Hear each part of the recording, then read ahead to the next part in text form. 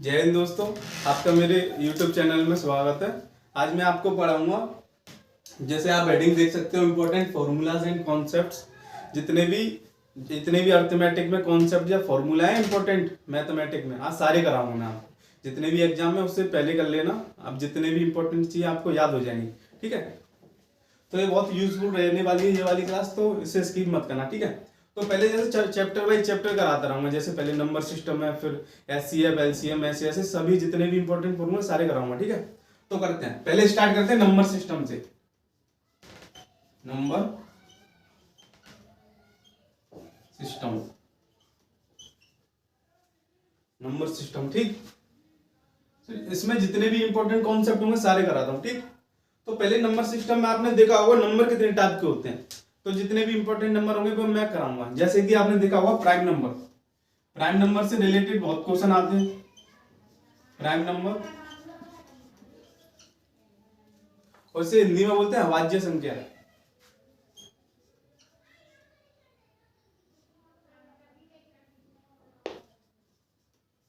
अभाज्य संख्या, ठीक है। क्या होते हैं प्राइम नंबर, क्या होते हैं, जैसे कि उसके दो ही फैक्टर होते हैं। जैसे कि मैं बताऊं, स्मॉलेस्ट प्राइम नंबर कौन सा होता है, 2। इसके फैक्टर कितने होंगे, 2। मतलब इनका एचसीएफ 1 ही आना चाहिए। जैसे कि इसके फैक्टर कितने होंगे करूं तो मैं 1 और 2, मतलब एक तो 1 आना चाहिए और आपस में भी डिवाइड होना चाहिए। जैसे कि 3 1 से जाएगा, अपने आप से जाएगा। 4 नहीं होगा, 4 1 से जाता है, 2 से जाता है और 4 से जाता है। जैसे 4 प्राइम नंबर नहीं होता। जैसे ये 1 से जाता है, 2 से जाता है, अपने आप से भी जाता है। जो तो 3 फैक्टर हो गए, हमें तो बस 2 ही चाहिए। जैसे इसका 1 और 2, ठीक है, ये प्राइम नंबर होते हैं। ठीक, अब आपने देखा होगा कि डिविजिबिलिटी रूल और आते हैं कि 2 से डिवाइड करते हैं, 3 से, 4 से, 5 6 7 11 और ऐसे भी आते हैं क्वेश्चन। तो ठीक है, हम डिविजिबिलिटी रूल पढ़ते हैं कि होता कैसे है। अभी रुको, जैसे मैं आपको बताऊं, देखो 2 से डिविजिबिलिटी रूल है। ठीक है,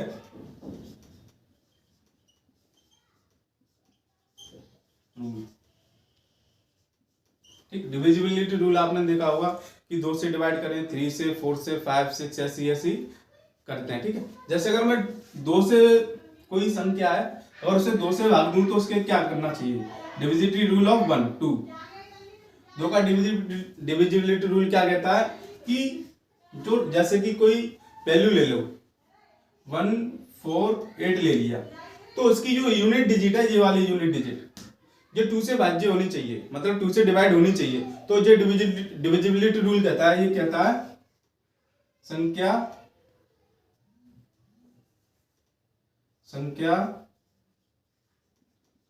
की यूनिट डिजिट या इकाई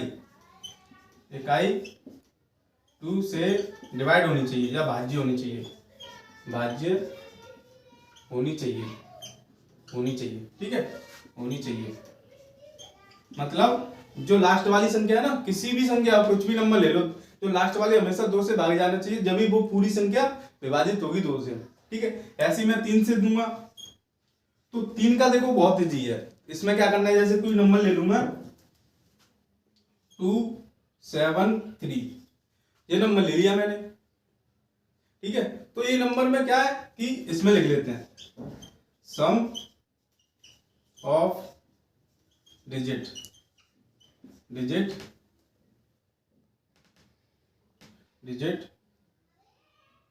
should be divided by 3। देखो इसका मतलब क्या है कि जो यूनिट, मतलब जो डिजिट है ना, जैसे 2 7 3, इनका सम को हमें जोड़ना है। सम ऑफ डिजिट या जोड़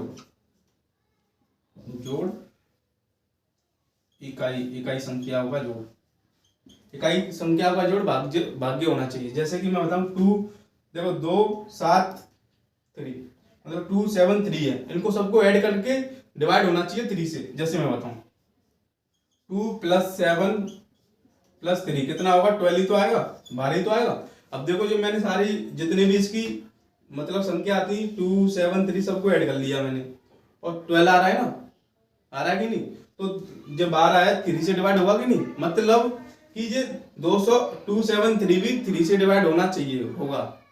नहीं आया समझ में? समझने वाली कुछ बात नहीं है। जैसे इन सब का जो सम है या योग है 12 से भाग होना चाहिए। अगर सपोज करो यहाँ पे 12 नहीं आ रहा है, 13 आ रहा है, जब 13 जैसे यहाँ पे 13 आ रहा है, जैसे कोई संख्या लूँ मैं यहाँ पे लेता हूँ, यहाँ पे लेता हूँ, ठीक है। जैसे 2 7 4 ले लेता हूँ मैं, तो इनका सबका सम 2 7 9, 9 और 4 13, तो ये वाली संख्या 13 है, 3 से तो डिवाइड हो नहीं रही है, मतलब कि ये पूरा भी 3 से डिवाइड होगा नहीं, 3 से डिवाइड नहीं होगा ये वाला, ठीक है। समझ में आया कि नहीं? ऐसे ही फोर्थ वाला करता हूं मैं, कि 4 की डिविजिबिलिटी वाला रूल क्या होता है करता हूं मैं, ठीक है। देखो अभी हमने 2 की और 3 की पढ़ी है, 4 का पढ़ते हैं। तो 4 का क्या है, जैसे मैंने 2 की बताई थी कि लास्ट यूनिट डिजिट होनी चाहिए, यूनिट डिजिट लास्ट वाली वो 2 से भागे होनी चाहिए। अब जैसी इसमें क्या है, तो लास्ट वाले 2 नंबर है, मैं लिख देता हूं, संख्या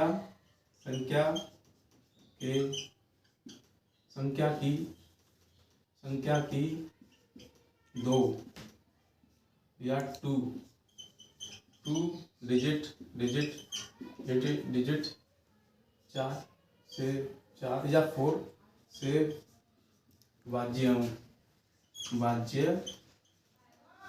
भाज्य हो या डिवाइड हो,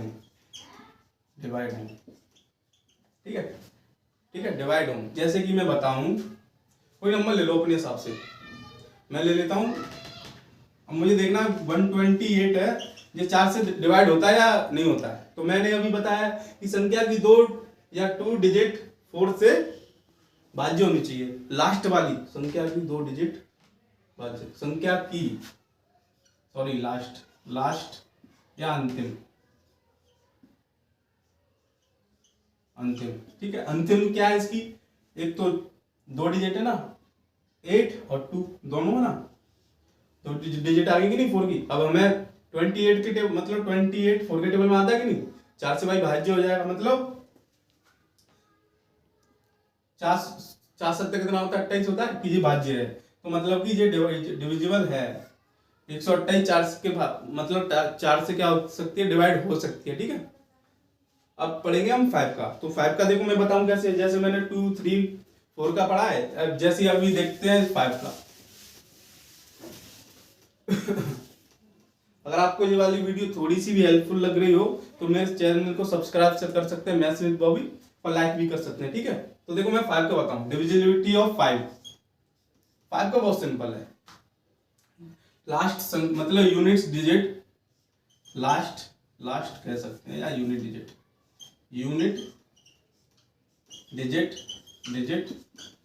0 या 5। अगर किसी भी संख्या के अंत में या लास्ट में 0 या 5 आता है तो मतलब वो 5 से डिविजिबल होगा, मतलब 5 से भाज्य होगा ही होगा। जैसे कोई भी संख्या ले लो, जैसे मैं लेता हूं 105 120, देखो लास्ट यूनिट डिजिट में क्या आ रहा है, 0 आ रहा है, और सब जब 5 के टेबल में आते हैं कि नहीं भाई, 155 है, 120 105 है, 120 है, इनके लास्ट वाली यूनिट डिजिट है 5 और 0 आ रहा है कि नहीं, तो ये किससे डिवाइड होंगे, 5 से। अब ऐसे 123 है, इसके यूनिट डिजिट में तो ना तो 0 आ रहा ना 5 आ रहा, तो ये डिवाइड होगा कि नहीं, ये डिवाइड नहीं होगा, ठीक। अब ऐसे ही 6 का करते हैं।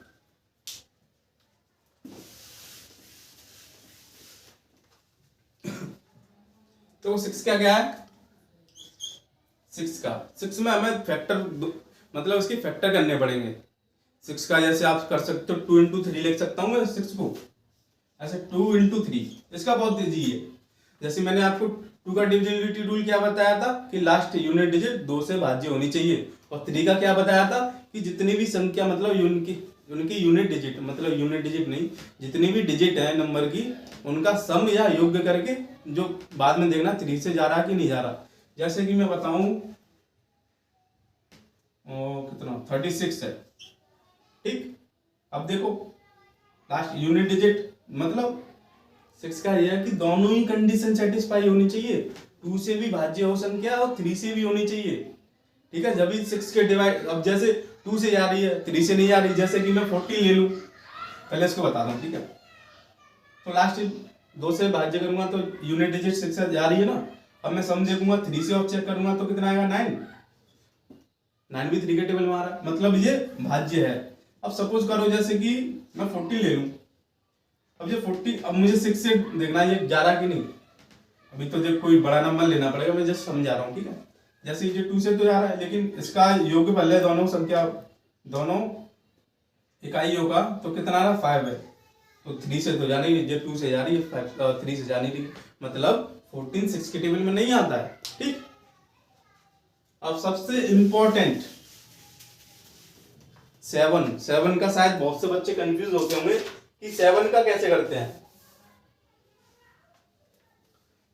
कि 7 का क्या करते हैं। 7 इंपॉर्टेंट डाल देना, इससे क्वेश्चन आता ही आता है, ठीक है। इससे क्वेश्चन कैसा आता है कि जैसे कि एक नंबर है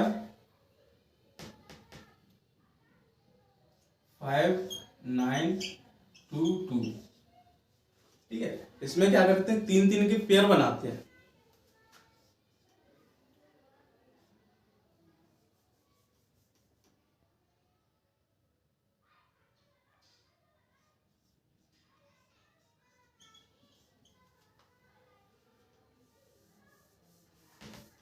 जैसे मैं बताऊं, जैसे कि 7 है ना, तो इसमें जो लास्ट वाली संख्या होती है इसमें 3 डिजिट के पेयर बनाते हैं और उनका डिफरेंस लेते हैं। 7 से डिवाइड हो रहा है कि नहीं हो रहा। जैसे मैं बताऊं, डिफरेंस ऑफ 3 डिजिट कर लेना, लेकिन मैं समझा देता हूं कैसे कि 3 का सर इसमें तो 3 का नहीं बनेगा। जैसे कि 1 2 3, एक तो 3 का ये बनेगा पेयर, बनेगा कि नहीं। अब ये तो 5 रह गया, तो इसके आगे मैं 2 जीरो लगा दूं अपने आप, ठीक है ना। अब 3 का ये बन गया। अब 3 और 3 मैंने बना ली, इनका डिफरेंस लेना। अब डिफरेंस कैसे लेंगे, जैसे कि 922 है, 922 में से घटाऊंगा मैं 5 तो कितना आएगा,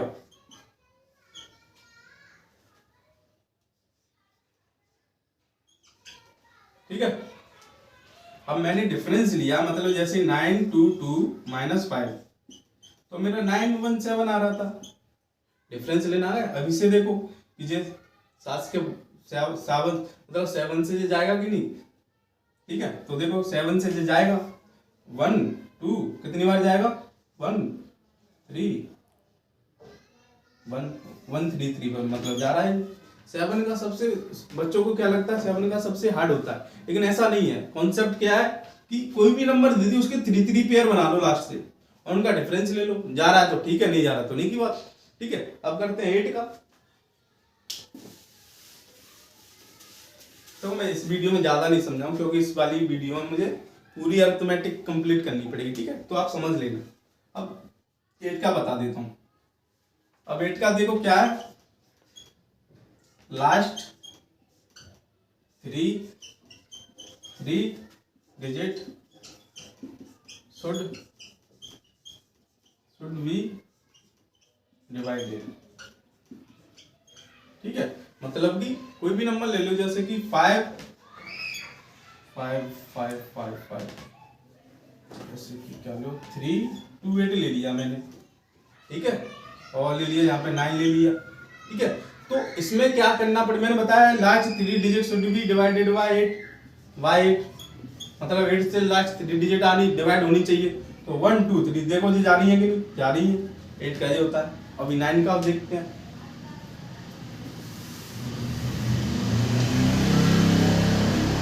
देखो 9 क्या हो गया, 9 का क्या होगा, सॉरी 9 का 8 का कहा था 9 का। 9 के में क्या होता है, जैसे कि 3 का होता है ऐसे ही 9 का होता है। Sum of digit should be divided, sum of digit should be divided by 9। जितनी भी डिजिट होंगी सबको हमें ऐड करना है और फिर देखना है कि डिवाइड हो रहा है कि नहीं 9 से, जैसे हमने 3 का किया। अभी करते हैं 11 का बच्चों को बहुत कंफ्यूज करता है और उससे क्वेश्चन आते ही आते हैं। आपने भी देखा होगा, जितने भी एग्जाम दिए होंगे आते हैं कि नहीं आते, आते हैं। देखो 11 का क्या होता है, 11 का इसमें क्या होता है, देखो इसमें देखो क्या होता है कोई भी नंबर दिया जाएगा आपको, उसमें क्या करना है, आपको जितने भी उसकी पोजीशन देखनी है, add even position number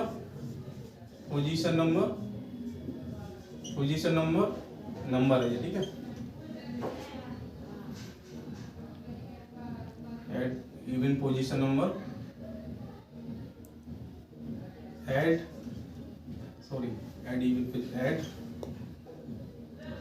odd position number. देखो जितने भी हमें ऐड इवन नंबर लेनी है, जैसे 2 4 6 इवन नंबर जानते होंगे ना, फिर 2 से भाज्य हों, और ऑड नंबर की पोजीशन लेनी है, सबको ऐड कर देना है। पहले इवन पोजीशन नंबर को ऐड करना, फिर ऑड को, फिर उसके बाद ऐड करने के बाद इन सबको ऐड करने के बाद फिर डिफरेंस लेना है। डिफरेंस उसका जो अंतर है, इनको ऐड करेंगे तो डिफरेंस देखेंगे, तो देखो क्या हुआ इसमें, डिफरेंस शुड बी डिवाइडेड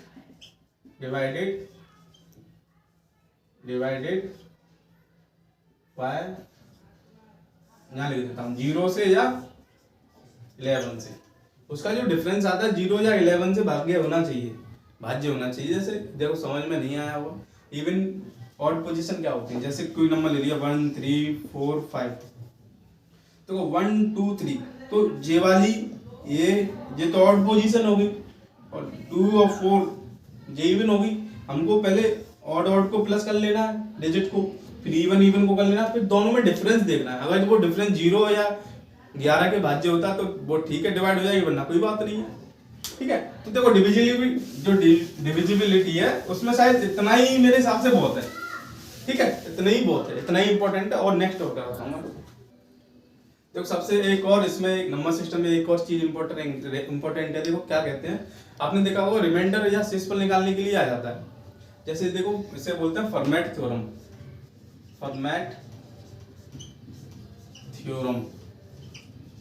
इसमें देखो कुछ नहीं है, जस्ट देखो कोई ए नंबर है अपॉन बी से डिवाइड होता है, बी से या पी से, कुछ भी करो, पी, और पी इज घात है, उसका रिमाइंडर अगर ऐसे, अगर आपको ऐसे भी कोई भी वैल्यू दिखाई जाए ना, तो उसका जो शेषफल होता है, शेषफल 1 होता है, या रिमाइंडर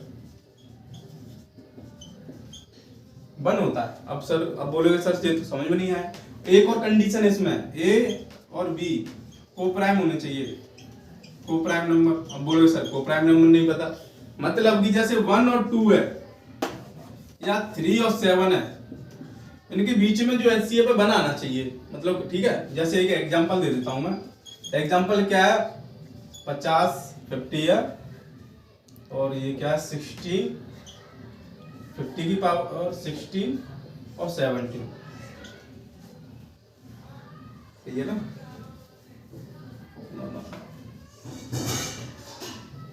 हाँ अभी देखो इसमें कोई डिफरेंस कॉमन तो नहीं आ रहा, को प्राइम नंबर है, ऐसे भी मन आएगा, और ये वाला है, तो उसका आंख बंद करके भी क्या करोगे, इसका रिमाइंडर 1 होगा, ठीक है। ये है, ये वाला याद कर लेना, इंपॉर्टेंट है। हम नेक्स्ट चैप्टर के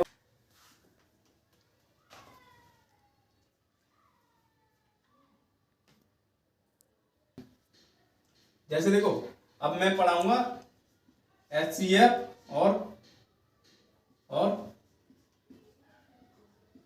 एलसीएम।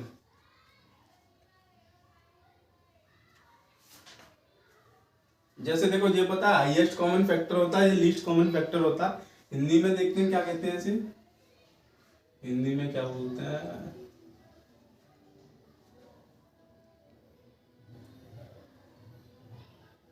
इसे बोलते हैं लघुत्तम, इसे लघुत्तम बोलते हैं शायद, लघुत्तम और देख लेना आप, ठीक है, महत्तम समा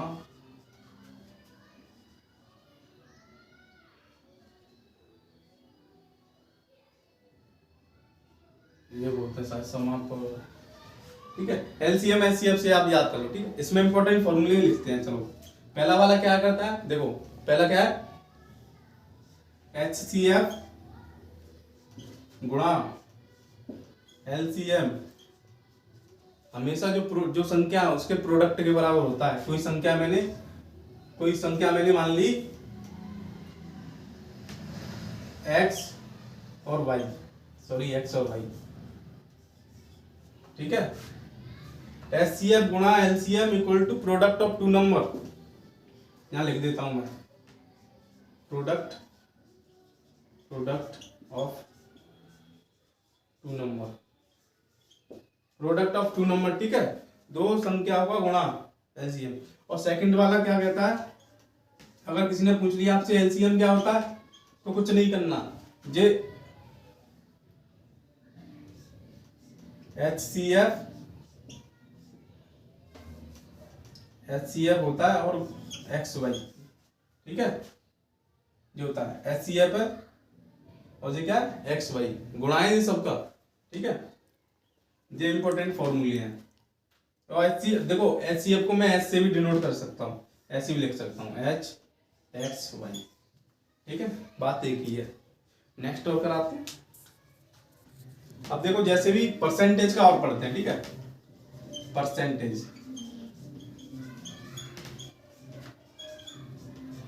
प्रतिशत, ठीक है। देखते हैं, तो इसमें इंपॉर्टेंट कॉन्सेप्ट होंगे वो बताता हूं मैं। आपने देखा होगा कि बहुत से को देखो परसेंटेज ही निकालने नहीं आता, कैसे निकालते हैं, तो मैं बताता हूं। देखो इसमें क्या है, x होगा अपॉन y, ये फ्रैक्शन होगा, इनटू हमें 100 करना पड़ता है, बस। ये क्या किसमें हो जाती है, परसेंटेज में, ठीक है। ये परसेंटेज में कर देते हैं, ठीक। और इसमें देखो कॉन्सेप्ट क्या कहता है कि अगर मैं पूछूं टोटल संख्या है मेरी, मैंने सपोज किया मेरी 500 है और मेरे 200 नंबर आए हैं, 200 नहीं, 500 में से मेरे 300 नंबर आए, ठीक है। मुझे इसका परसेंटेज निकालो, कैसे करूंगा, जितने टोटल में से कितने आए मेरे, 300 ही तो आए मेरे, इनटू 100 कर दूंगा, इससे ये कट जाएगा, मतलब 60% आ जाएंगे मेरे, बस ये था। और देखो मैं कराता हूं अभी इसमें क्या है, एक फॉर्मूला और है इंपॉर्टेंट, देखो क्या है, आपने देखो होगा, price into consumption equal to हमारा क्या होता है, एक्सपेंडिचर होता है, एक्सपेंडिचर होता है कि नहीं होता है।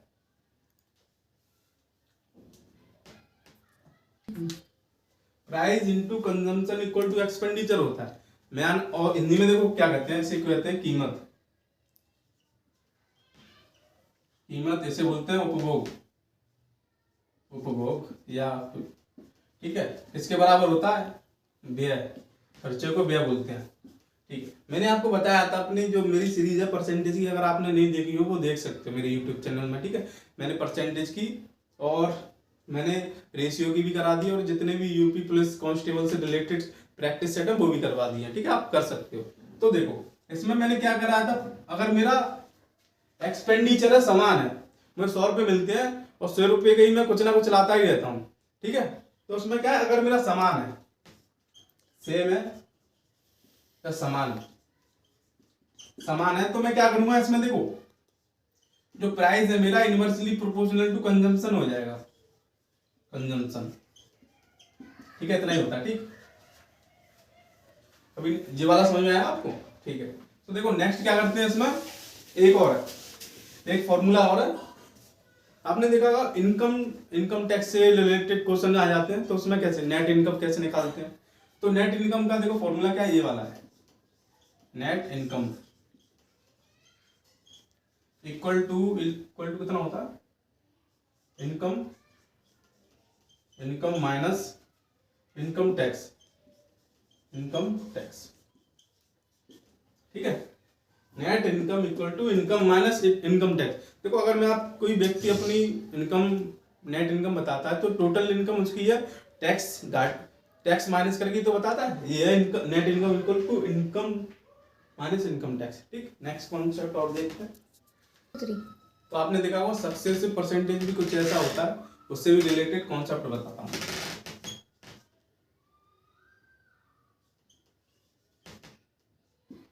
सक्सेसिव परसेंटेज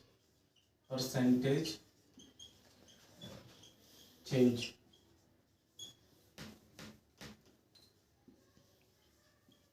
देखो क्या होता है परसेंटेज, सक्सेसिव परसेंटेज होता क्या है, सिंपल क्या है, जैसे कि कोई एक ही वस्तु है उसी पे इंक्रीजमेंट डिक्रीजमेंट परसेंटेज होता है। ये देखो दो बार भी हो सकता है, 3 बार भी हो सकता है, 4 बार भी हो सकता है। इसका सिंपल फॉर्मूला देखो मैं क्या बताता हूं, जब 2 बार इंक्रीजमेंट या डिक्रीजमेंट हो तो उसके लिए सिंपल फॉर्मूला ये है, x plus Y plus x y बटे, ठीक, 2 बार के लिए फॉर टू ईयर्स कह सकते हैं, कुछ भी कह सकते हैं।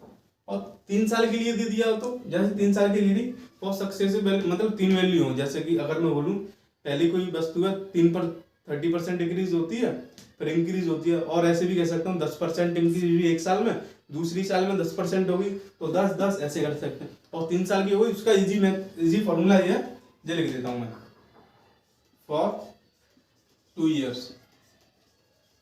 ठीक, 3 ईयर्स के लिए क्या होगा, 3 ईयर्स के लिए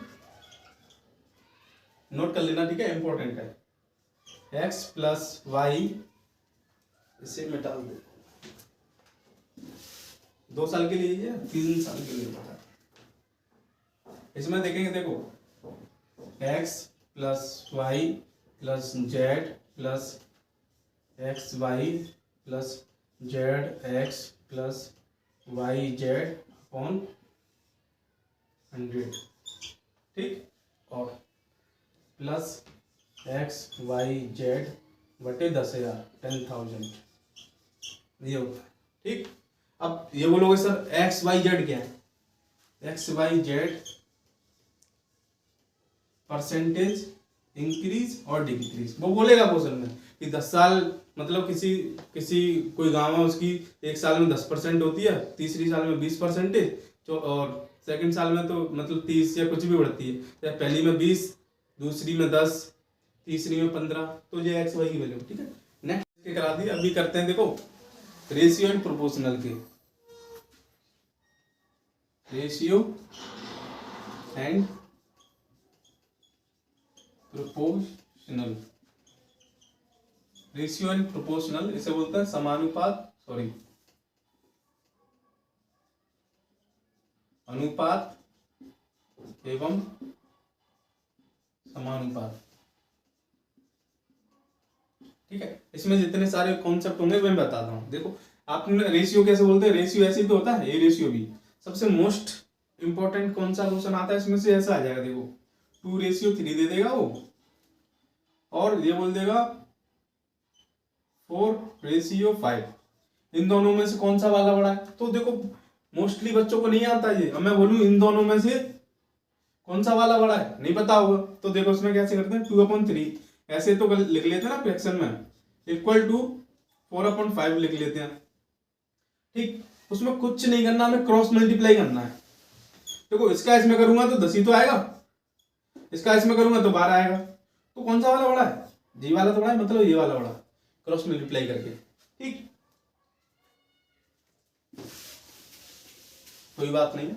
अब देखिए प्रोपोर्शनल, प्रोपोर्शनल में आपने देखा होगा mean proportional, third proportional, fourth proportional वाले क्वेश्चंस भी आते हैं। तो पहले पढ़ेंगे मीन प्रोपोर्शनल, मीन प्रोपोर्शनल, और इसे बोलते हैं हम मध्य समानुपात, मध्य समानुपात। इसका फॉर्मूला क्या होता है, जैसे कि आपको 2 नंबर ए और बी मिलेंगे, ठीक, आपको मीन प्रोपोर्शनल कैसे निकालना है, ऐसे करना है, ए एक्स प्रोपोर्शनल एक्स और बी। ठीक है, ये मीन प्रोपोर्शनल होता है। मैंने जस्ट इसकी ट्रिक बताई है, इसका गुणा करो और इसका गुणा करो, x² equal to A B, जो होता है मीन प्रोपोर्शनल।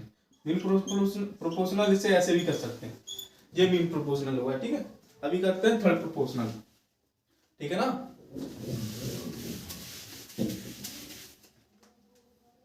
थर्ड प्रोपोर्शनल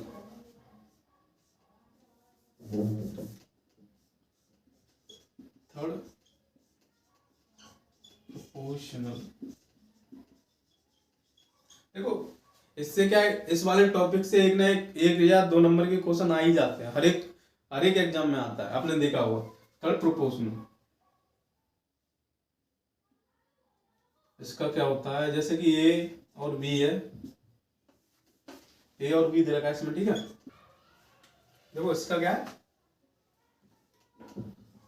तो थर्ड प्रोपोर्शनल इसे बोलते हैं तीसरा समानुपात,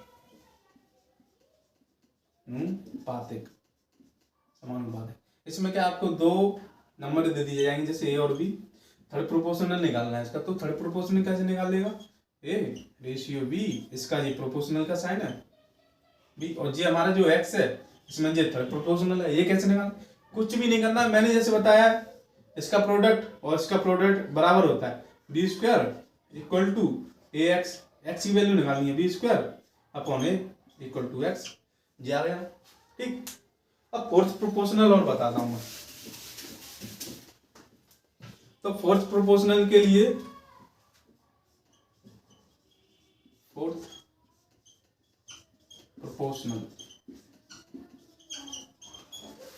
प्रोपोर्शनल ठीक है, इसे क्या बोलते हैं, इसे चतुर्थ समानुपातिक बोलते हैं, समानुपातिक।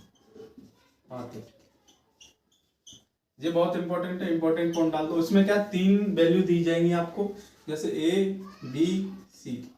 ठीक है, इसमें वो ए और बी सी दे जाएंगे। ठीक है, इसमें बोलेगा कि फाइंड द फोर्थ प्रोपोर्शनल, तो कैसे निकालते हैं, ए बी प्रोपोर्शनल सी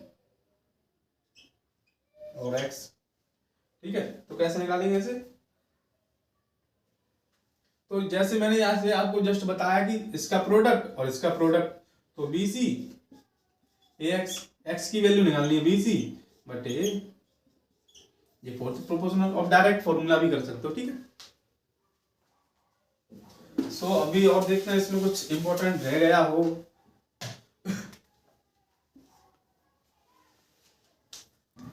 तो देखो ये वाला इसमें और कराऊंगा मैं हानि। इस चैप्टर में भी देखते हैं क्या क्या चीज इंपॉर्टेंट है। देखो प्रॉफिट परसेंटेज और प्रॉफिट लॉस कैसे निकालते हैं। प्रॉफिट क्या होता है देखेंगे हम। प्रॉफिट होता क्या है, प्रॉफिट मतलब लाभ। लाभ कैसे होता है, लाभ क्या होता है, सेलिंग प्राइस, एसपी मान देता हूं, selling price minus cost price. ठीक है, सेलिंग प्राइस क्या होती है तुम्हारी, विक्रय मूल्य, विक्रय मूल्य ये होता है तुम्हारा क्रय मूल्य,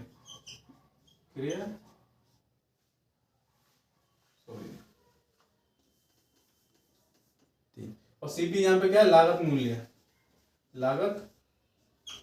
मूल्य।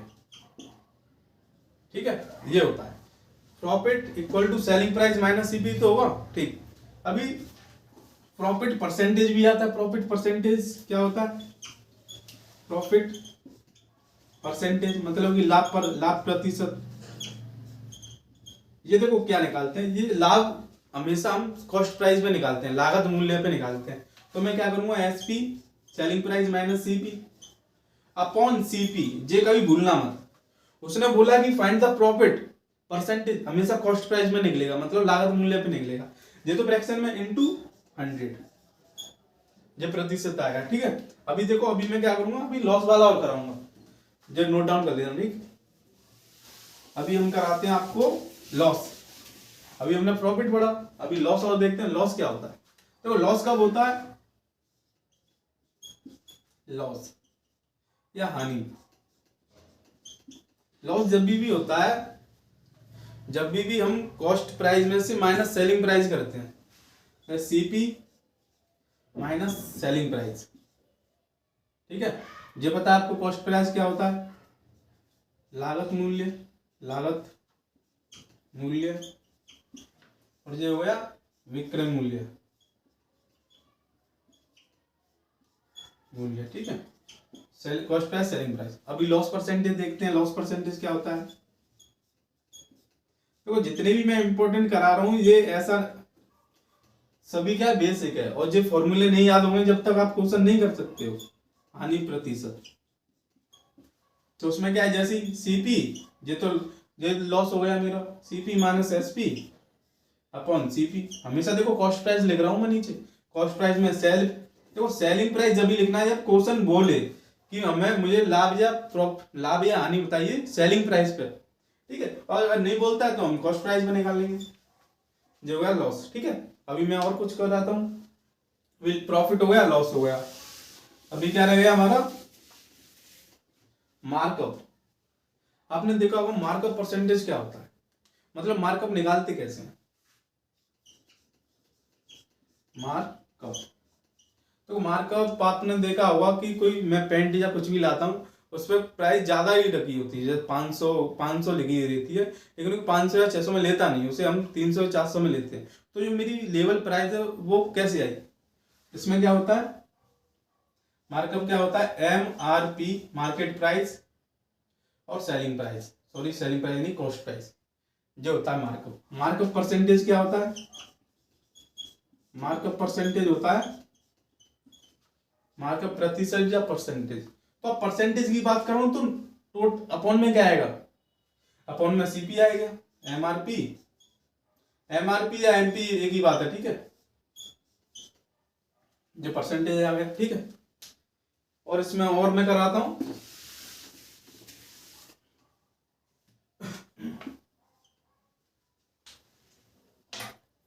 तो नेक्स्ट कॉन्सेप्ट मेरा क्या है, इंपॉर्टेंट डाल देना इसे, सीपी अपॉन एमपी, एमपी या एमआरपी इक्वल टू क्या होता है, 100 minus discount upon 100 plus profit. Profit होगा तो प्लस का होगा, वरना लॉस होगा तो प्रॉफिट ही लिख लो, ठीक है, ये इंपॉर्टेंट है। सीपी क्या है यहाँ पे, लागत मूल्य, एमआरपी क्या है, एमपी क्या है, एमआरपी की बात है। ये कब यूज होगा, जब आपको सीपी कॉस्ट प्राइस दे रखा हो और डिस्काउंट दे रखा हो, प्रॉफिट दे रखा हो और एमआरपी पूछ रहा हो। इस फॉर्मूले से कुछ भी निकाल सकते हैं, ठीक है। और एक और कॉन्सेप्ट और बताता हूं मैं इसी के अंदर, जब भी कभी भी आपको देखो प्रॉफिट परसेंटेज दे रखा हो, प्रॉफिट परसेंटेज या लाभ परसेंटेज, लाभ प्रतिशत, ठीक, तो ये वाला फॉर्मूला और नोट कर लेना। इसमें क्या है कि ये मार्कअप है, मार्कअप को मैं एम से डिनोट करता हूं, और ये डी, ठीक, ये डी यहाँ पे क्या है, डिस्काउंट है, और एम इंटू डी बट्टे 100 लिख देता हूं मैं। यहाँ पे एम क्या है, मार्कअप परसेंटेज, और सॉरी लिख देता हूं जे डी है, डी यहाँ पे क्या है, डिस्काउंट परसेंटेज, क्या यहाँ पे डिस्काउंट परसेंटेज। अब आप देखिए, ठीक, डिस्काउंट को छूट बोलते हैं, ठीक है, छूट प्रतिशत। जब प्रॉफिट दे रखा हो आपको और मार्कअप दे रखा हो, डिस्काउंट निकालना हो, डिस्काउंट और मार्कअप परसेंटेज दे रखा हो, प्रॉफिट निकालना हो, इजीली आप इससे कर सकते हो। वैसे फॉर्मूला, वैसे आप बेसिक से करोगे तो बेसिक से इतनी इजीली नहीं हो पाएगा ये, ठीक है। सो नेक्स्ट कॉन्सेप्ट और कराता हूं मैं इससे रिलेटेड। अगर आपको मेरी वीडियो या मेरे जितने भी कॉन्सेप्ट मैं बता रहा हूँ आपको यूजफुल लग रहे हो तो मेरे चैनल को सब्सक्राइब कर सकते हो, मैथ्स विद बॉबी, और लाइक भी कर सकते हो, ठीक है।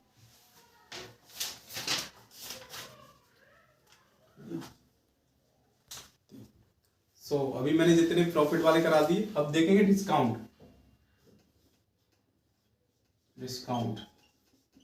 परसेंटेज, या इसे छूट बोल सकते हैं, छूट प्रतिशत। देखो इसमें क्या है, ये डिस्काउंट होता क्या है, डिस्काउंट कैसे निकालते हैं, डिस्काउंट निकालते हैं कैसे, तो डिस्काउंट हमेशा निकालते हैं एमआरपी या एमपी और selling price.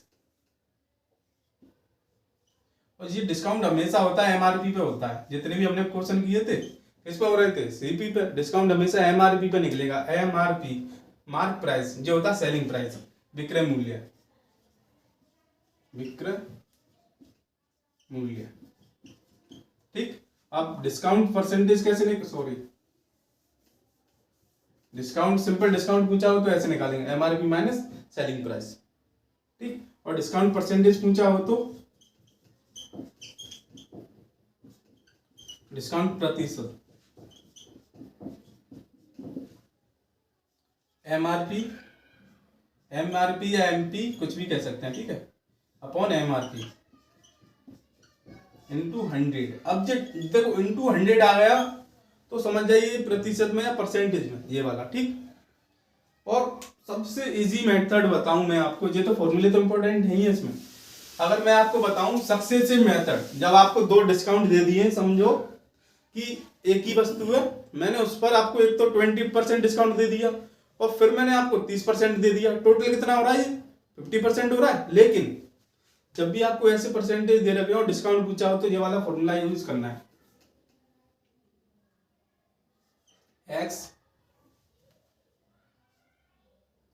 Plus x plus y minus का x y into 100। X y क्या है, डिस्काउंट्स।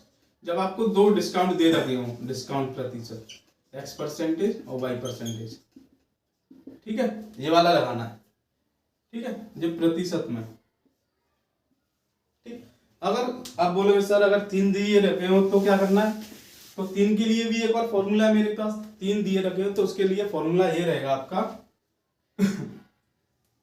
जब 3 डिस्काउंट दिए गए हों, like x% discount, y% discount and z% discount दे दिया, बोल रहा है कि टोटल इनका डिस्काउंट बताइए कितना होगा। तो टोटल देखते हैं कैसे होगा, x plus Y plus Z minus का X Y plus X Z plus Z Y बटे 100। ठीक। Plus x Y Z. अब ये बोलोगे सर ये तो बहुत बड़ा हो गया, बड़ा कुछ भी नहीं है। अगर ये वाला ये याद हो जाएगा ना आपको तो आप सेकंडों में निकाल दोगे, वैल्यू पुट करनी है बस। और वैसे आप नॉर्मल करोगे तो नहीं आएगा इतनी जल्दी। तो ठीक, नेक्स्ट कॉन्सेप्ट और करते हैं, नेक्स्ट चैप्टर।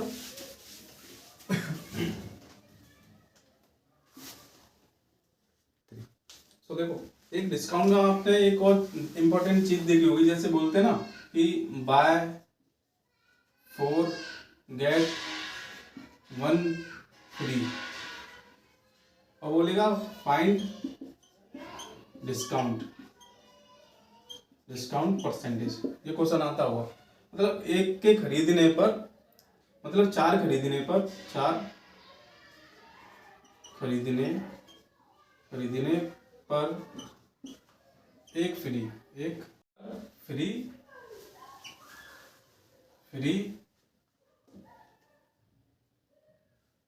4 खरीदने पर एक फ्री है तो छूट प्रतिशत बताइए। ठीक है, तो क्या होगा इसका, देखो कुछ नहीं करना, फ्री कितना मिल रहा है, 1 लिख लो। टोटल कितने हैं आपके पास वस्तुएं, 4 और 1 5 टोटल वस्तुएं 100, 20% का डिस्काउंट मिलता है, प्रतिशत छूट। ठीक, ऐसे अभी कराऊं मैं आपको सिंपल इंटरेस्ट और साधारण ब्याज, आपने देखा होगा। तो देखो इसमें क्या है, सिंपल इंटरेस्ट,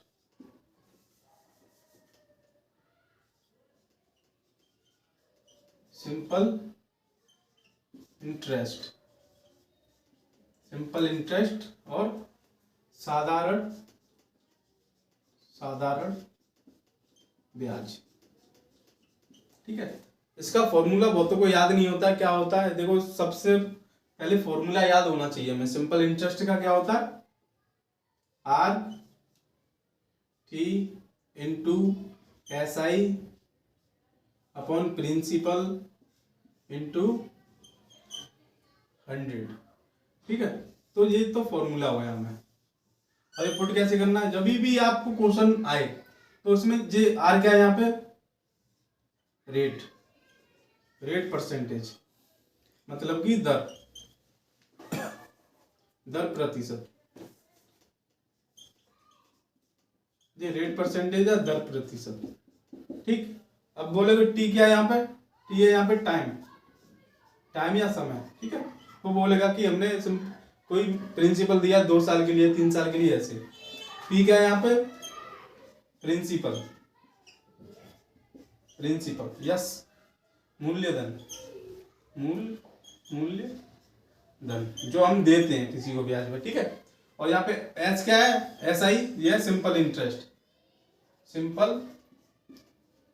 इंटरेस्ट और साधारण ब्याज।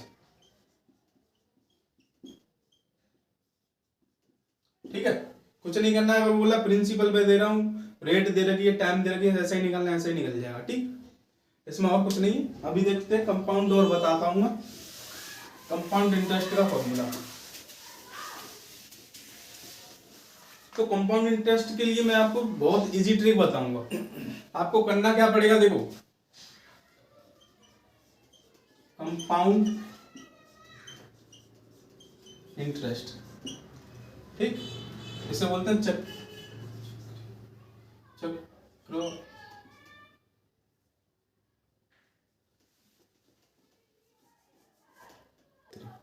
इसे बोलते हैं चक्र वृद्धि ब्याज।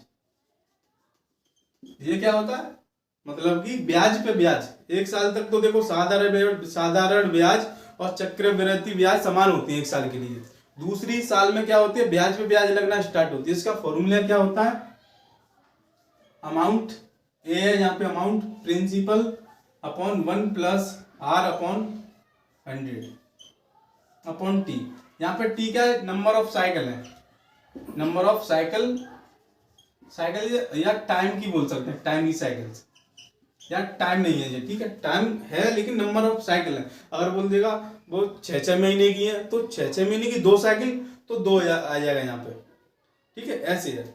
अच्छा, अगर मुझे 18 महीने, 1.5 महीने का 1.5 साल की निकालनी है तो कैसे करूंगा मैं, 6 महीने 6 महीने 6 महीने ऐसे करेंगे। ठीक है, अभी इसमें देखो क्या है, ये क्या है हमारा अमाउंट, जे मूल्यधन बताया था मैंने, मूल्यधन, जे दर, रेट प्रतिशत। ठीक, ये मैंने बता ही दिया। ठीक है, ये वाला फॉर्मूला है, और फॉर्मूले से आप कंपाउंड इंटरेस्ट वाली कर सकते हो।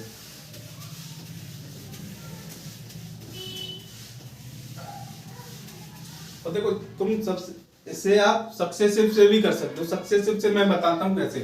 अगर जैसे 10% है, 10% मैंने 2 साल के लिए दिया है किसी को, तो देखो सक्सेसिव क्या होगा, 10 से 11 हो जाएगा, 10 से 11 हो जाएगा तो 100, 121। तो जे वाला मेरा अमाउंट, जो प्रिंसिपल हो गया, जे मेरा अमाउंट हो गया, और जो उनका डिफरेंस होगा, डिफरेंस वो होगा कंपाउंड इंटरेस्ट डिफरेंस। ठीक है, इन दोनों का डिफरेंस होगा, वो होगा कंपाउंड इंटरेस्ट। इससे जितना करोगे उतना आसान है। ठीक है, अभी नेक्स्ट और कराते हैं।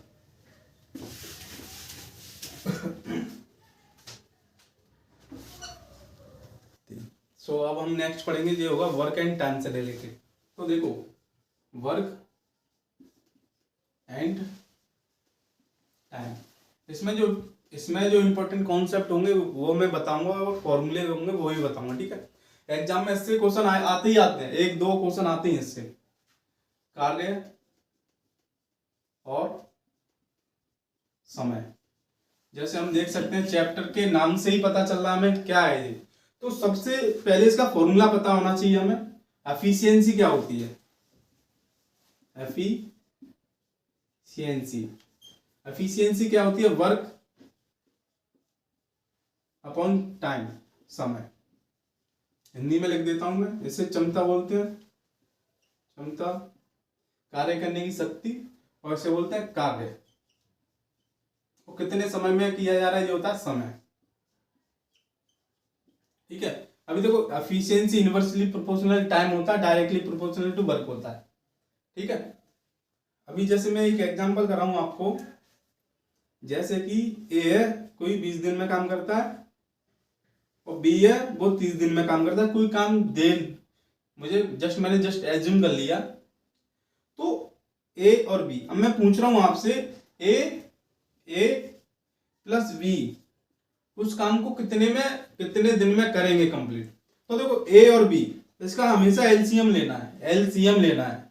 एलसीएम नहीं आता तो मैं लेना सिखा दूंगा, ऐसे एलसीएम लेना है। ठीक है, 10 से जाएगा ये, 2 बार ये 3 बार ये 6, 60 आएगा। एलसीएम लेके जो हमारा आता है ये जो होता है टोटल वर्क, लिख देता हूं मैं, टोटल वर्क। ठीक, एक और बात, ये मेरा टोटल वर्क आ गया, ये मेरा टाइम आ गया। Total work upon time, efficiency निकल आई, क्षमता कार्य करने की। ये मेरी एफिशिएंसी को ई से डिनोट करता हूं, एफिशिएंसी। तो ये कितनी आएगी 3, और इसको डिवाइड इससे करूंगा तो कितनी आएगी 2। अब मैं बोल रहा हूं कि अगर ए प्लस बी कर रहे हैं इसको तो कितना टाइम लगेगा। तो टोटल वर्क कितना था मेरा, 60 था टोटल वर्क मेरा, और मेरे पास एफिशिएंसी कितनी है 5। मैं टाइम पूछ रहा हूं ना, तो टाइम इधर चलेगा, एफिशिएंसी नीचे आ जाएगी, तो कितना आएगा 12 दिन में कंप्लीट कर पाएंगे। ये भी इंपॉर्टेंट कॉन्सेप्ट है। ठीक है, नेक्स्ट कॉन्सेप्ट और बताता हूं। नेक्स्ट कॉन्सेप्ट देखो आपको क्या रहेगा।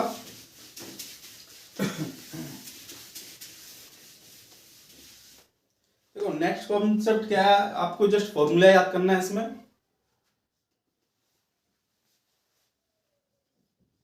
वर्क एंड टाइम, देखो इसमें ये क्या है, M1 D1 H1, और ये एफिशिएंसी है, और ये होता है work 1 equal to M2 D2 H2 upon W2। ठीक, टोटल फॉर्मूला वैसे यहाँ पे E1 भी होता है, लेकिन E1 जनरली, ठीक है, ये भी कर सकते हैं। ठीक, अब बोलोगे sir M D H E1 ये क्या है, मैं बताता हूँ। M क्या है यहाँ पे, मैन, मतलब कि आदमी, जितने आदमी काम करते हैं। ठीक है, अब बोला 2 आदमी 3 आदमी 4 5 ऐसे। D क्या है इसमें, डे, वो बोलेगा कितने दिन में करते हैं आदमी। H क्या है यहाँ पे, हार मीन्स आवर्स मीन्स घंटे, आवर्स मीन्स घंटे, घंटे। ठीक है, और यहाँ पे E क्या है, एफिशिएंसी, कितने उसमें करते हैं एफिशिएंसी, और W क्या है यहाँ पे, वर्क। पता चल गया। अब देखो क्वेश्चन कैसे आएगा, M दे देगा, D1 दे देगा, H1 दे देगा, J दे देगा, और कार्य दे देगा, सब कुछ देगा। M2 दे देगा, H2 दे देगा, A2 दे देगा, कार्य देगा। अब बोलेगा कि D2 कितना होगा, कितने दिन में काम करेंगे, तो ऐसे ही करना। ठीक है,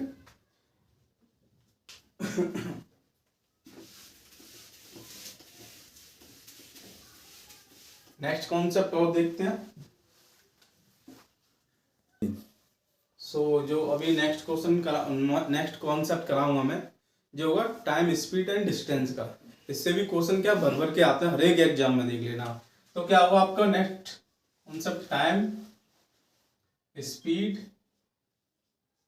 एंड डिस्टेंस। तो क्या होगा इसका, समय, गति और दूरी। ठीक, सबसे पहले इस वाले चैप्टर में आपको बेसिक फॉर्मूला याद होना चाहिए स्पीड वाला। स्पीड क्या होती है, डिस्टेंस बटे टाइम, और इसे बोलते हैं गति, इसे समय, इसे दूरी। एक और बात, इसमें बच्चों को इतना याद नहीं होता है। अगर देखो मैं 1 किलोमीटर पर आवर को मीटर पर सेकंड में कन्वर्ट करूं तो कैसे करूंगा, सिंपल, कुछ नहीं, 5/18 का मल्टीप्लाई कर दूंगा, मीटर पर सेकंड में कन्वर्ट हो जाएगा वो।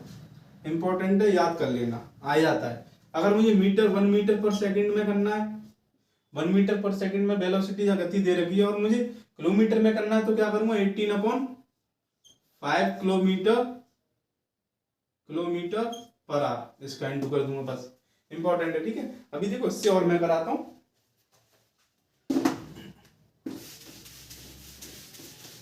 ठीक, इतना आया समझ में आपको क्या होता है।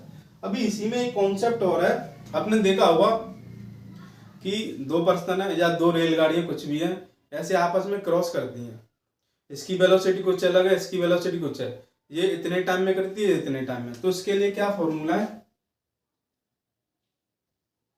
इसे ऐसे डाल देता हूं, क्रॉसिंग ईच अदर, क्रॉसिंग को काट के होता है, ठीक है। देखो मैं बताऊंगा, इसका होता है जैसे कोई गाड़ी है ऐसे जा रही है और एक इधर से आ रही है, इसे आपस में क्रॉस करेगी, इसकी वेलोसिटी कुछ है, इसकी कुछ है, तो इसका फॉर्मूला जे स्पीड है, ठीक है। मैं S1 से कर देता हूँ, S1, उसकी है S2, तो उसका देखो क्या हुआ फॉर्मूला, S1/S2 ये स्पीड है, गति, रूट में T2/T1। अब बोलोगे T1 टू, T2 क्या, T1 इस वाली ट्रेन जब कोई है उसका टाइम है, T2 भी टाइम है, और S1/S2 क्या है, speed of first object, speed of second object, ठीक है। अभी एक और ही बताता हूं इससे रिलेटेड, देखो आपने देखा होगा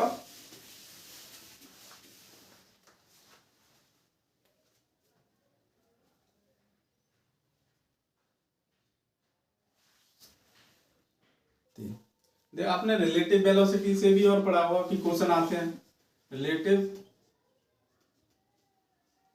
वेलोसिटी होती क्या है, आपके देखो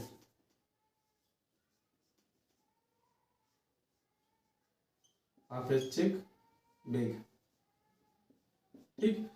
देखो आप ये वाली रिलेटिव वेलोसिटी जब यूज होती है तब एक वस्तु ऐसे आ रही हो और एक वस्तु ऐसे आ रही हो, तो इनके रिलेटिव वेलोसिटी ऐड होती है, मतलब जुड़ी जाती है। इसमें देखो सिंपल फॉर्मूला बताता हूँ मैं अभी, 2xy बटे x प्लस y, ये रिलेटिव वेलोसिटी का फॉर्मूला होता है। एक्स वाई क्या है, किलोमीटर पर आर, ये स्पीड है, ठीक है, वेलोसिटीज, ये किलोमीटर पर आर किसी में दे दी जाएंगी, ठीक है।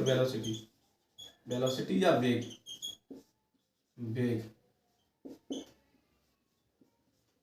वेलोसिटी वेग। अगर मुझे इन दोनों की रिलेटिव वेलोसिटी निकालनी तो रिलेटिव वेलोसिटी ये वाली होती है, ठीक है। इसी में एक कॉन्सेप्ट और है, इसको मैं यही लिखिए रहने देता हूं, देखना। देखो इसमें कॉन्सेप्ट क्या है कि एक ट्रेन है वो ऐसे आ रही है, ठीक है, एक ट्रेन ऐसे आ रही है, एक ट्रेन ऐसे आ रही है, इसकी जो स्पीड है वो है x किलोमीटर पर आवर, ठीक है। आपने देखी होगी एक ट्रेन ऐसे आती है और एक ऐसे आती है आपस में, ठीक है, और दूसरी ट्रेन है वो भी ऐसे आ रही है, लेकिन ये एक ही रेल पर नहीं चल रही है, अलग अलग रेल पर, ट्रैक पर चल रही है, ठीक है, और उसकी है y किलोमीटर पर आवर, ठीक है ना। तो मैं इसकी क्या देखूंगा, रिलेटिव वेलोसिटी तो मैंने बता दी ये होती है मेरी x प्लस वाई होगी, मतलब रिलेटिव वेलोसिटी 2x प्लस जे वाई निकाल देते हैं, ठीक है। लेकिन इसमें क्या कर दीजिए, अपोजिट डायरेक्शन में दोनों, तो उनकी रिलेटिव वेलोसिटी क्या होती है, x प्लस वाई हो जाती है, अपोजिट डायरेक्शन में ना, तो उनकी जो आपस में जो वेलोसिटी ऐड हो जाती है, ठीक है, ये x प्लस वाई। अब दूसरा कॉन्सेप्ट इसमें क्या है, अभी तो अपोजिट चल रही है, तो रिलेटिव वेलोसिटी कितनी होगी, x प्लस वाई। अभी ये ट्रेन देखो आपस में एक ऐसे जा रही है, इसकी x किलोमीटर पर आ रहा है स्पीड वेलोसिटी, और दूसरी ट्रेन इसके समांतर चल रही है, उसकी स्पीड है y किलोमीटर पर आवर। अब इसकी रिलेटिव वेलोसिटी कितनी होगी, जस्ट सेम चल रही हो तो इनकी जो रिलेटिव वेलोसिटी आपेक्षिक वेग होता है कितना हो जाता है, x माइनस वाई, कम हो जाता है। दोनों का डिफरेंस लेते हैं, x किलोमीटर पर आवर, ये क्या होगी हमारी रिलेटिव वेलोसिटी।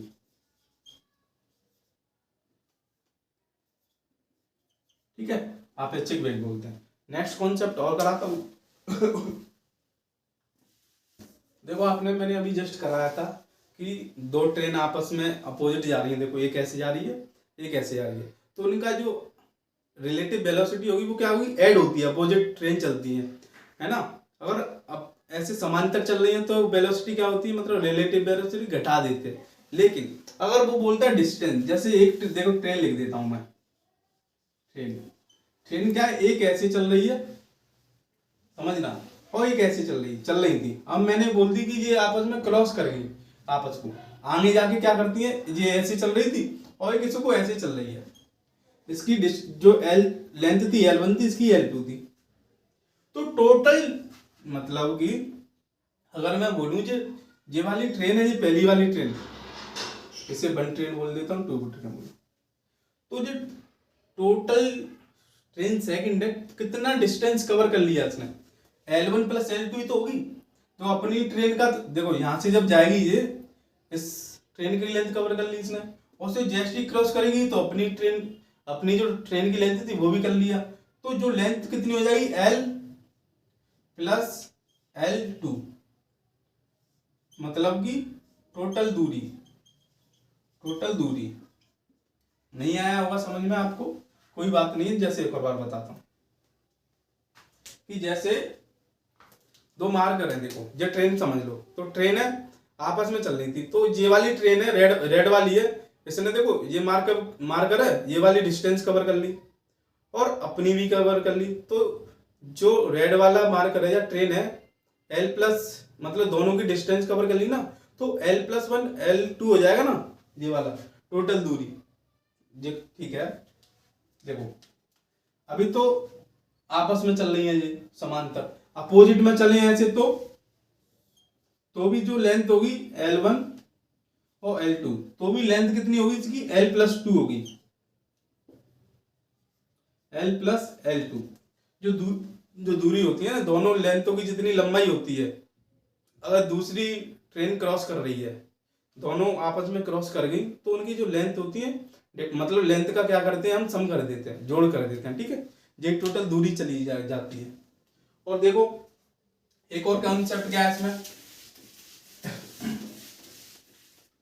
एक आपने देखा पोल, कोई ट्रेन है, जैसे कि ये लट्टा है, ऐसे बना लेता हूं, और एक ट्रेन है ये,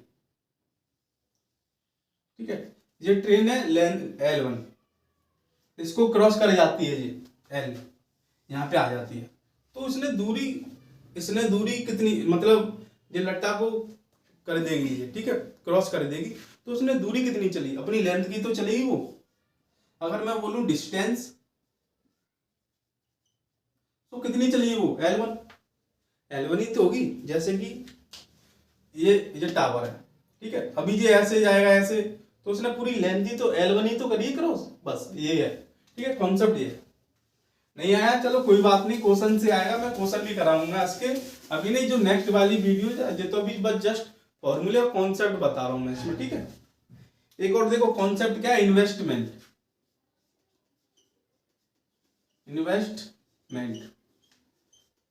या निवेश। आपने इससे भी कौन क्वेश्चन पढ़े होंगे कि कोई व्यक्ति इतना इन्वेस्ट करता है इतने साल के, तो उससे प्रॉफिट कितना हो। इसके लिए फॉर्मूला क्या है, profit equal to investment into time. ठीक है, मतलब कि लाभ और निवेश और इनटू समय। अब ये बोलोगे सर ये तो हमें आता है, इसमें कुछ नहीं है। देखो प्रॉफिट हमेशा ऐसे लिया करो, प्रॉफिट जो लाभ है हमेशा डायरेक्टली प्रोपोर्शनल होगा इन्वेस्टमेंट के। इन्वेस्टमेंट बोलते हैं और इसे कैपिटल भी बोलते हैं, कैपिटल इन्वेस्टमेंट, ठीक है। और डायरेक्टली प्रोपोर्शनल होगा। आपने क्वेश्चन देखे होंगे टाइम के, आपने देखे होंगे जैसे कि मुझे इन्वेस्टमेंट दे रखा है और टाइम दे रखा है, मैं इन्वेस्टमेंट गुणा समय कर देता हूं तो मेरा प्रॉफिट ही तो आता है। कि कोई धनराशि मैं इतने टाइम के लिए करता हूं तो जब भी तो प्रॉफिट मिलेगा, ऐसे होता है। ठीक है, फॉर्मूला याद कर लेना।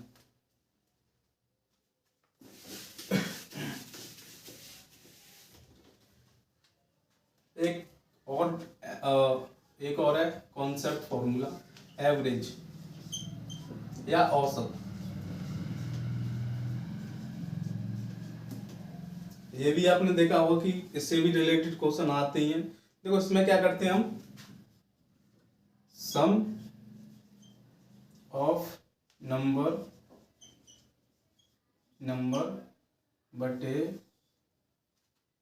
टोटल नंबर, ठीक है, ये है और एवरेज का फॉर्मूला। ठीक, सम ऑफ नंबर मतलब कि सभी नंबरों का जोड़ और टोटल कितनी संख्या मीन्स सभी संख्या, ठीक है, टोटल संख्या। अभी इसमें कुछ कॉन्सेप्ट उससे और रह गए, जैसे मिसले उससे क्या बोलते हैं मेंसुरेशन से, ठीक है, जैसे स्फीयर हेमिस्फीयर, इससे भी और मैं कराता हूँ आपको, ठीक, इसी वीडियो में कराता हूँ। देखो ये वाली आपने मेंसुरेशन हो रहा है, मेंसुरेशन, ठीक है। इसमें इंपॉर्टेंट ही बताऊंगा। जैसे आपने क्यूब होता है, क्यूब या घन बोलते हैं, ठीक है, इसका फॉर्मूला क्या होता है, वॉल्यूम लिख देता हूं मैं यहाँ पर। वॉल्यूम का क्या होता है, ए क्यूब, ए क्या होता है, साइड होता है। इसका अगर मैं आपको बताऊं सरफेस एरिया, मतलब सी एस से बताऊं, सी एस है कर्व सरफेस एरिया, तो इसका होता है 4a² होता है। इसका टी एस ए बताऊं मैं, टी एस ए 6a² होता है, ठीक है। टी एस ए मतलब total surface area, C S A curve surface area. Volume अगर पूछे, वॉल्यूम मतलब आयतन, सॉरी ऐसे यहाँ पे लिख देता हूँ आयतन, ठीक है, ये होता है। अगर मैं आपको बताऊं कीवर्ड,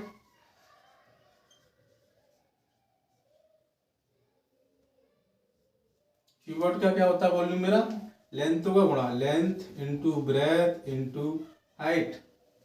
सी एस ए क्या होता है मेरा 2l + b, और टी एस ए क्या होगा 2lb + bh + hl, ठीक है। अगर मैं आपको बताऊं, ये 1 हो गया। अगर मैं बताऊं आपको घनाभ, सॉरी इसे घनाभ बोलते हैं, घनाभ, ठीक है। अगर वो मैं बताऊं बेलन, सिलेंडर बेलन, यहाँ करा देता हूं,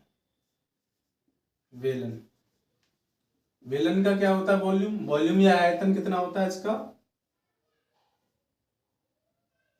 πr²h। r क्या है यहाँ रेडियस, h क्या है यहाँ पे हाइट। सी एस कितना होता है 2πrh, और ये कितना होता है इसका 2πr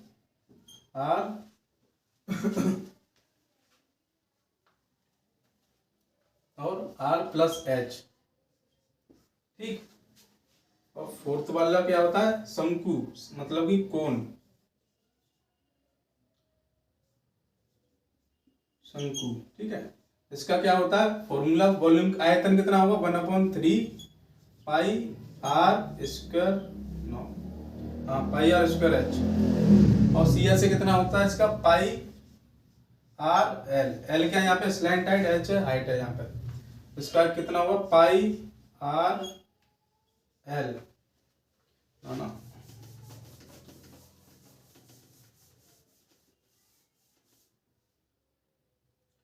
पाई आर एल प्लस एच, ठीक है।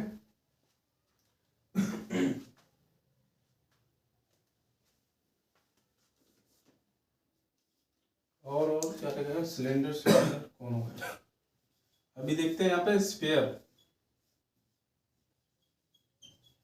स्फीयर का क्या होता है यहाँ पे, वॉल्यूम कितना होगा 4/3 पाई आर क्यूब, ठीक है, 4/3 पाई आर क्यूब। और उसका सी एस है, सरफेस एरिया कितना होगा 4 pi R square, 4 pi R square होता है, यही सी एस होगा, यही सेम होता है, ठीक है, 4 पाई आर स्क्वायर। अभी क्या पढ़ेंगे, हेमिस्फीयर,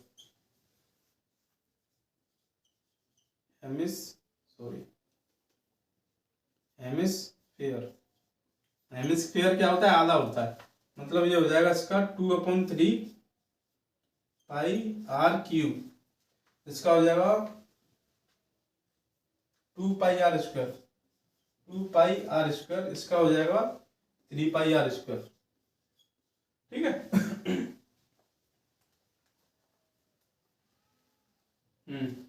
इंपॉर्टेंट डाल दो उस पर, ठीक हो। जितने भी इंपॉर्टेंट कॉन्सेप्ट है या इससे रिलेटेड क्वेश्चन आते हैं वो मैंने करा दिए। अगर आपको मेरी वीडियो या कॉन्सेप्चुअल अच्छे लगे हो तो आप मेरा चैनल सब्सक्राइब कर सकते हो, मैथ्स विद बॉबी, ठीक है, और लाइक भी कर सकते हो, ठीक है। Thanks for watching my video. तो फिर नेक्स्ट वीडियो में मिलते हैं, ठीक है, तो बाय बाय।